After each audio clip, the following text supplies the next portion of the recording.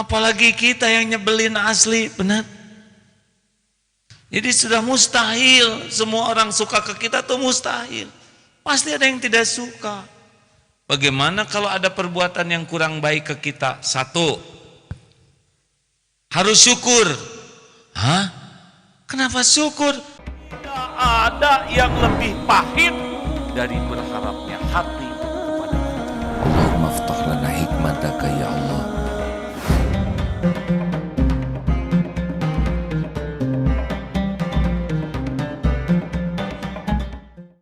Alhamdulillah. Ibu, nanti malam saya ceramah juga di sini pada Isya, kajian tentang Asmaul Husna. Besok jam 3 berangkat ke Jakarta, mau ke Australia. Doakan, ada sebuah rumah ibadah dari agama lain yang mau dijual. Kita akan beli. Mudah-mudahan nanti Darut Tauhid bisa ada salah satu tempat umat Islam di Australia bisa belajar agama dan ibadah dengan baik. Siap-siap saja bagi yang mau ikutan wakaf ya. Jadiannya besok, hari Sabtu jadiannya, bukan jadiannya, uang jadi itu. Kayak sama siapa aja pakai jadian-jadian. Sok atuh, ada yang mau didiskusikan? Ada pertanyaan kah? Ibu mau nanya, Bu ingat baik-baik ya, saya bukan Ustadz Abdul Somad, juga bukan Adi Hidayat, hanya menerima pertanyaan yang sederhana gitu. Tolong dek, dilihat dulu yang ngacungnya siapa. Itu kumaha nu ngacung belakang, yang bicara yang depan. Ibu ngacung dulu Bu. Cok atau ya sudahlah. Membahagiakan Ibu. Assalamualaikum warahmatullahi wabarakatuh. Assalamualaikum. Sangat menarik sekali Ustadz memberikan, maaf saya perkenalkan dulu. Ya Bu, kenalan Bu. Iya, nama saya Endang Hartati dari IPHI Bongaswetan Kabupaten Majalengka. Ustadz, saya sangat tertarik sekali dengan materi tentang kebaikan. Dalam hal ini terus terang saja, apalagi perempuan barangkali sangat sensitif.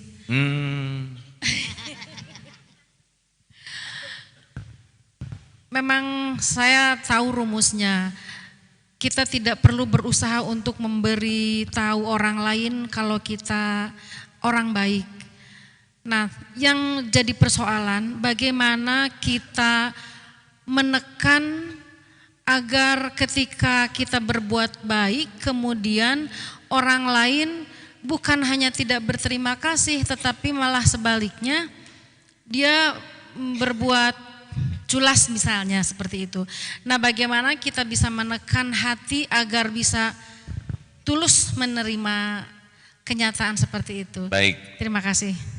Assalamualaikum. Waalaikumsalam warahmatullahi wabarakatuh. Gini, Nabi Muhammad SAW yang sempurna akhlaknya, sempurna kebaikannya, tetap ada yang tidak suka. Apalagi kita yang nyebelin asli, benar. Jadi sudah mustahil semua orang suka ke kita tuh mustahil. Pasti ada yang tidak suka. Bagaimana kalau ada perbuatan yang kurang baik ke kita? Satu, harus syukur. Hah? Kenapa syukur? Syukur bukan kita yang berbuat jelek ke dia. Kayak kecopetan. Kecopetan sabar atau syukur? Saya tahu saudara bingung. Nyebut sabar takut salah. Nyebut syukur takut terkabul, ya kan? Gini, harus syukur bukan kita yang jadi copetnya. Iya kan? Gimana kalau takdirnya kita jadi copet? Gara-gara kita tidak bisa menjaga diri. Jadi kalau ada orang yang berakhlak jelek ke kita, kita syukur kita tidak jadi dia. Yang kedua, kita bisa belajar dari orang yang berakhlak buruk supaya kita tidak melakukan hal yang sama. Dia janji ke kita tidak tepat. Saya janji pada diri saya tidak akan pernah mengingkari janji. Dia memfitnah ke kita, saya janji saya tidak akan memfitnah orang. Jadi keburukan orang itu jadi pembelajaran bagi kita. 3, kalau ada orang berbuat kurang baik ke kita, jadi penggugur dosa. Karena boleh jadi inilah buah daripada kita pernah nyakitin orang lain. Ibu punya dosa enggak sih? Kelihatannya tenang-tenang aja, ha? Punya ya? Sedikit atau banyak? Banyak. Banyak atau banyak sekali? Banyak sekali atau luar biasa banyaknya? Nah, itu teh bekal balik ke kita, Bu. Salah satu di antara balasan keburukan kita adalah ada juga yang berbuat buruk ke kita. Jadi jangan ngambek ke dia, karena dia mah diundang oleh dosa kita, gitu. Jelas enggak? Dosa saya apa? Nah itu dosanya enggak ngaku. Enggak mungkin kita enggak berbuat dosa. Jadi adanya yang menyakiti itu sangat boleh jadi bahan penggugur dosa kita. Tobat kita kurang sukses, didatangkanlah oleh Allah orang yang menyakiti kita supaya dosa kita rontok. Atau ibu tuh oleh Allah mau dinaikkan derajat, tapi ibadah kita kurang khusyuk, sholat kurang khusyuk, sedekah ngirit, ngaji pelit, tapi mau diangkat derajat, disakiti kita nih, karena pahalanya itu akan ngangkat. Halo? Jadi ibu jengkelnya di mana? Udah dosa digugurkan, pahala melimpah, kita dapat pelajaran, kita syukur bukan jadi dia. Jadi apa perlunya kita sakit hati? Saya juga udah pernah nyobain dihina rame-rame, enggak sakit hati. Sekarang mah ya. Dulu mah awal-awalnya nyesek we, belum tahu ilmunya. Tapi sesudah diajarin guru saya, oh saya bersyukur. Ini yang dulunya ngambek juga kan pada datang ke sini sekarang. Minta maaf ya. Tenang aja Bu, sudah dimaafkan. Masalahnya bukan itu, pahala saya balikin lagi. Ya, pertanyaan selanjutnya. Ilmu ini mah harus diulang-ulang karena kayak makan ilmu hati itu. Ya Bu. Bismillahirrahmanirrahim. Assalamualaikum warahmatullahi wabarakatuh. Nama saya Nur Aini dari Cirebon.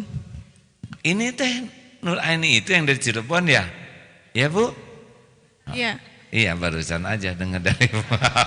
Nah itu usil namanya. Bu maafin saya Bu ya. Ini Majelis Taklim Nisa Nur Aini. Bukan. Waduh Nisa Rohaini. Ya lanjut Bu. Haji Ikro. Ya gimana Ibu aja silakan ya. Bu gimana Bu? Begini kita udah suami istri udah baik. Enggak. Ibu jangan salah ngomong. Bisa fitnah nih. Kata siapa kita suami istri? Bu jangan salah ngomong Bu. Ini fitnah kecil. Maksudnya suami istri saya Pak. Sama suami. Apalagi lebih jelek lagi. Jadi saya suami ibu. Yang benar ibu jangan gitu Bu. Ibu. Suami dengan saya. Masa ibu ya tenang dulu. Ibu ngomongnya harus benar Bu. Suami dengan saya. Tambah jelek lagi. Bu awas Bu. Maaf Pak. Ya tenang, Ibu tenangkan dulu, tenang. Suami saya dengan saya sudah istiqomah. Iya, gini atuh. Baik-baik. Ibu jangan ngomong kita ya. Kalau kita tuh saya ikutan. Kami berdua. Nah, sok lah lebih aman. Ya. Ini serius hadirin. Karena kita suka lupa dengan kata-kata Ini juga pernah dulu ada santri mahasiswa gini pada waktu malam-malam kita kan apa malam-malam kita bisa jadi gosip. Baik Bu, silakan. Maaf ya Bu. Iya, sama-sama Pak. Harusnya Ibu yang minta maaf ya enggak? Ya udahlah. Silakan Bu. Tadi kan udah minta maaf. Iya Bu, iya. Saya kurang pendengaran, maaf. Ya, kami suami istri yang sudah istiqomah gitu maksudnya. Udah menjalani dengan baik. Tiba-tiba suami jatuh cinta sama yang lain. Yang lain denger aja. Shh. Tiap keluarga Apakah tuh episodenya beda-beda. Tenang. Apakah ini takdir ataukah ini dosa? Pertanyaannya begitu aja. Assalamualaikum warahmatullahi wabarakatuh. Belum selesai. Mungkin nanti cara bertanyanya begini ya. Ada sebuah rumah tangga gitu. Jadi kita nggak mikirin seseorang. Lalu suaminya jatuh cinta lagi gitu. Ya. Begitu bukan? Ya. Hari istiqomahnya di mana? Ya. Sehari-hari kita udah istiqomah. Artinya istiqomah teh gimana maksudnya? Artinya tidak melanggar, ya tidak ada keributan, kami ibadah baik-baik gitu istilahnya. Baik ya. Saya teh harus hati-hati ngejawabnya ya.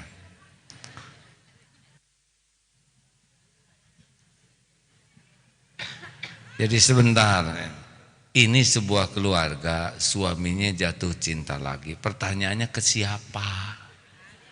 Ya, apakah ke seseorang atau ke harta atau ke hewan, ke seseorang, laki perempuan?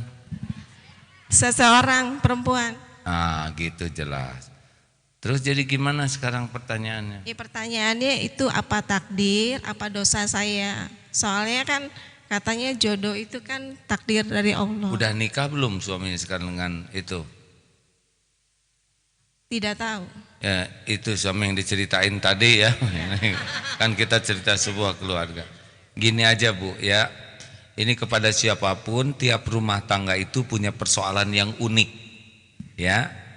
Tiap rumah tangga itu unik persoalannya. Ada yang di suami, ada yang di istri, ada yang di mertua, ada yang di anak, ada yang di kesehatan, ada yang di ekonomi, macam-macam. Jadi kita tidak usah membanding-banding satu keluarga dengan keluarga yang lain, tapi dapat pelajaran. Dan jangan menganggap remeh, karena ada kalanya terjadinya seperti ini, itu karena cintanya Allah kepada sang istri. Selama ini mungkin ada seorang istri yang sudah menyekutukan Allah dengan suaminya. Dia lebih cinta ke suami daripada cinta ke Allah. Dia lebih berharap dari suami daripada berharap ke Allah. Dia lebih ingin dekat dengan suami daripada ingin dekat dengan Allah. Dia melakukan segala-galanya demi suami, bukan karena Allah. Allah tahu kan isi hati hambanya. Padahal ini istri ciptaan Allah, milik Allah, yang ngasih makan Allah. Boleh jadi Allah cemburu sehingga diujilah keluarga itu. Nah kalau istrinya sungguh-sungguh ke Allah, tobat, jangan-jangan karena hatinya lebih melekat ke suami daripada melekat ke Allah. Nah boleh jadi ini jalan ibu bisa menjadi orang yang berderajat tinggi. Gitu Bu? Ibu pembelanya ya apa? Iya, terima kasih. Jadi kalau saran saya Bu ya, lebih baik ibu dekat ke Allah, karena yang ngebulak-balik hati itu adalah Allah Bu. Dan gak bisa diakalin. Dilarang juga bisa makin ngambek. Tapi kalau ibu banyak tobat, banyak sholat, banyak baca Quran, dan ikhlas melakukan tobat itu, mudah bagi Allah mengurus siapapun. Ya. Jangan menangisi masalah, tangisilah dosa pengundang masalah. Bu, yang bahaya bagi hidup ibu, dosa suami atau dosa diri sendiri? Jawab. Nah udah, sekarang lebih baik mikirin dosa. Kalau ibu tenang, dengan izin Allah nanti bisa lihat hikmahnya ya. Tiap keluarga ada ujian masing-masing. Terakhir ya.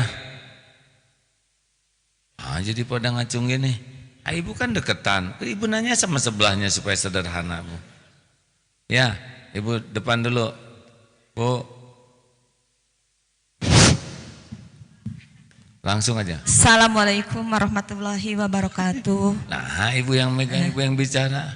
Ya, waalaikumsalam. Enggak, terserah Ibu. Waalaikumsalam warahmatullahi wabarakatuh. Saya dari Masjid Taklim Az-Zikro Cirebon. Nama saya yaitu Ibu Nani Ocim. Membawa ibu-ibu sebanyak 50 orang AA. Alhamdulillah. Ibu teh pimpinannya. Alhamdulillah. Alhamdulillah. Iya. Kenapa dibawa ke sini, Bu? Berat-berat. Pengen silaturahmi, pengen ketemu dengan AA. Alhamdulillah. Alhamdulillah. Dan kalau bisa katanya pengen Dipotret foto bersama. Ya, nanti diwakili oleh Ali. Mana Ali? Coba Ali.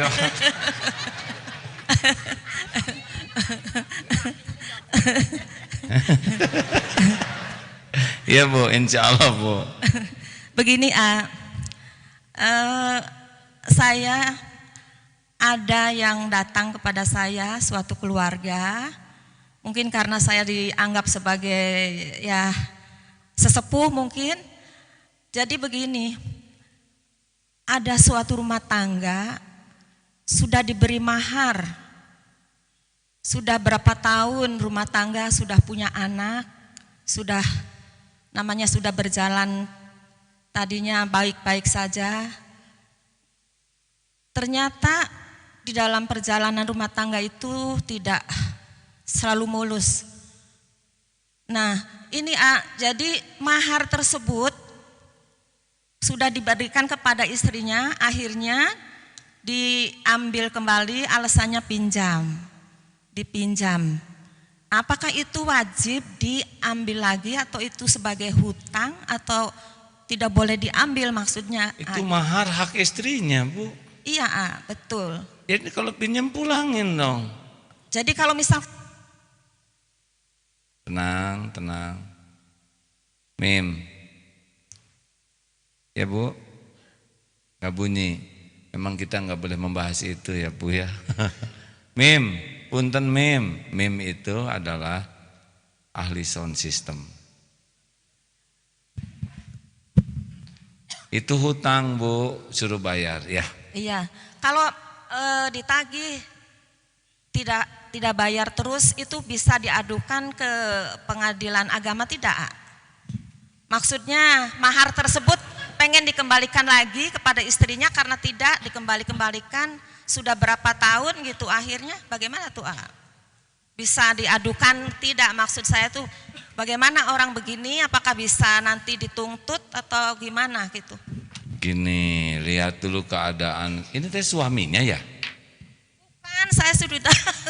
Bukan ibu, maksudnya yang pinjam mahar itu iya, suaminya. iya. Atau iya. lihat kan kalau suaminya bokeh, nggak punya apa-apa. Banyak itu berlebihan malah itunya tuh, hartanya, tapi nggak tahu tiba-tiba nggak tahu untuk apa itu mahar dipinjam akhirnya tidak dipulang-pulangkan begitu, tidak dikembalikan. Itu caranya bagaimana? Katanya ini mau ngambil lagi. Gini ya, Bu, kalau memang udah pada tua menjaga keutuhan rumah tangga, suaminya nggak mau bayar daripada jadi dosa, misalkan kalau mau dihalalkan, halalkan aja. Oh, diikhlasan. Jadi ya, tapi disebutin, udah Pak, kalau memang Bapak nggak sanggup bayar, saya halalkan.